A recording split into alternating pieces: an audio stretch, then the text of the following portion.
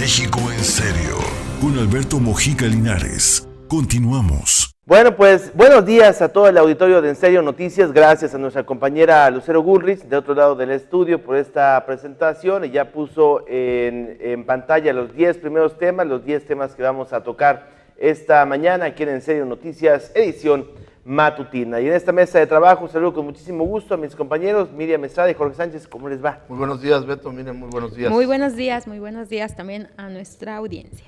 Bueno, pues como ya es una costumbre, con el ánimo de empezar el día con una sonrisa en la cara, tenemos la frase del día, Miriam.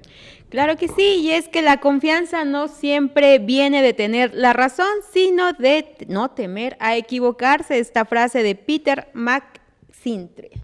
Bueno, pues ahí está. Por supuesto, hay muchísimos temas de los cuales vamos a platicar esta mañana aquí en Serio Noticias, edición matutina, y a partir del día de hoy les vamos a presentar las portadas de los distintos periódicos de circulación nacional. Esta información la hemos sacado del portal 724 y van a aparecer en pantalla en un momento más todos y cada uno de los diarios a nivel nacional, con el ánimo de estar enterado de la noticia más importante. Y vamos a empezar con Excelsior, porque 146 funcionarios han caído en Michoacán. Reporte Índigo dice: niegan vínculos, documentos los confirman, y es que el suegro de Roberto Gil Suárez asegura que él no está vinculado a las propiedades de sus hijos en Texas. Sin embargo, documentos públicos en Estados Unidos comprueban que sí hay un tipo de relación. Y en el diario Ovaciones, nada nuevo, ataca la sede del CENTE y no sucede nada. Oaxaca vive tarde de terror con los disidentes. El Sol de México: reformas fortalecen derechos humanos, afirma Enrique Peña Nieto. El Financiero, con ese tema del salario mínimo, pierden peso salarios en nuestra economía. El diario Milenio, Mancera, el jefe de gobierno del Distrito Federal, niega haber retomado plan de Navarrete. El Reforma: facilitan ilícitos, casas de empeño aceptan objetos sin verificar su procedencia legal. Bueno, y en la prensa, el titular ese bien clavadas, habla de la alcaldesa de Pátzcuaro y quien pidió licencia por motivos personales después de que se difundió un nuevo video en el que aparece con Servando Gómez Martínez, alias La Tuta, y también la presidenta de Huetamo, Michoacán. El diario La Jornada, Grupo México, este grupo minero, nada hace por atender los daños, alegan alcaldes de Sonora. Semarnat mintió sobre la magnitud de la tragedia en Cananea.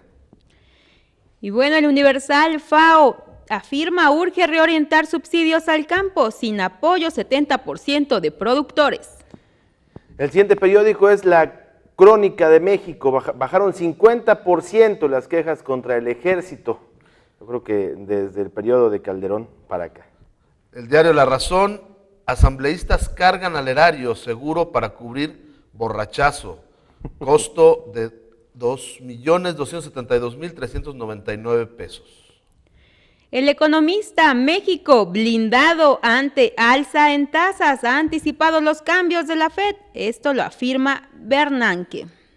Bueno, y 24 horas, analiza el Instituto Nacional Electoral todo esto para poder blindar las elecciones en el próximo año 2015. Bueno, pues vamos a empezar. Ahí están los periódicos de circulación nacional. ¿Qué nota les interesó?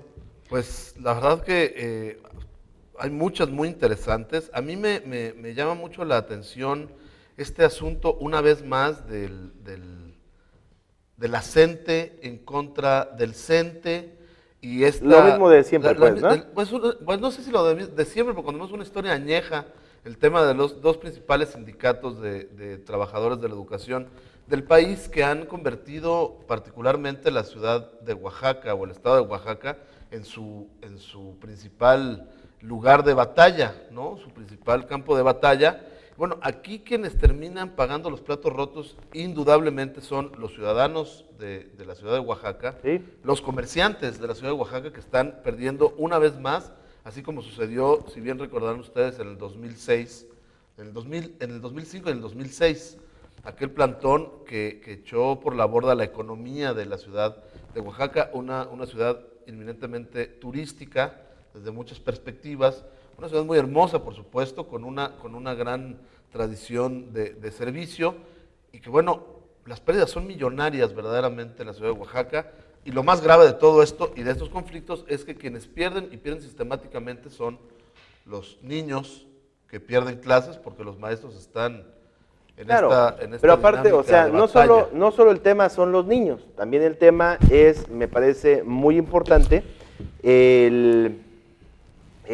toda esta cuestión económica que se va perdiendo cada vez más y más y más por las manifestaciones que se generan. Ese caso en concreto que tú dices, vaya, Oaxaca es uno antes del 2006 y otro completamente distinto después. O sea, en esa época se cerraron medios de comunicación, se cerraron negocios, se cerraron restaurantes. Oaxaca se vino abajo totalmente. Vaya, Oaxaca estaba despertando después del 2006 de todo el rezago en el que se quedaron después de las manifestaciones graves de los maestros disidentes del CENTE, de la CENTE, allá en ese estado de Oaxaca. Y me parece que paralizaron la economía de este lugar de forma bastante grande, y han generado un conflicto muy grande en el estado de Oaxaca y en los estados de la República Mexicana. Aquí el tema es que los maestros no se dan cuenta que lo que hacen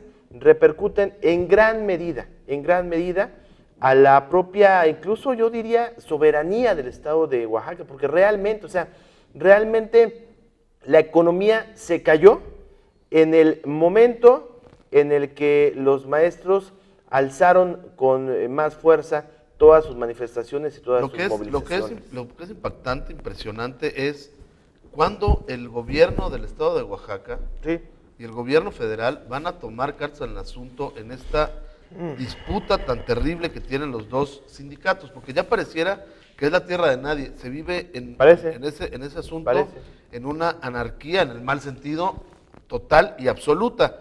Yo no veo al gobernador de Oaxaca que una de sus promesas de campaña fue precisamente tomar cartas en el asunto con el tema del sindicato, particularmente de la CENTE, pero no se ha hecho nada realmente, y este conflicto sigue.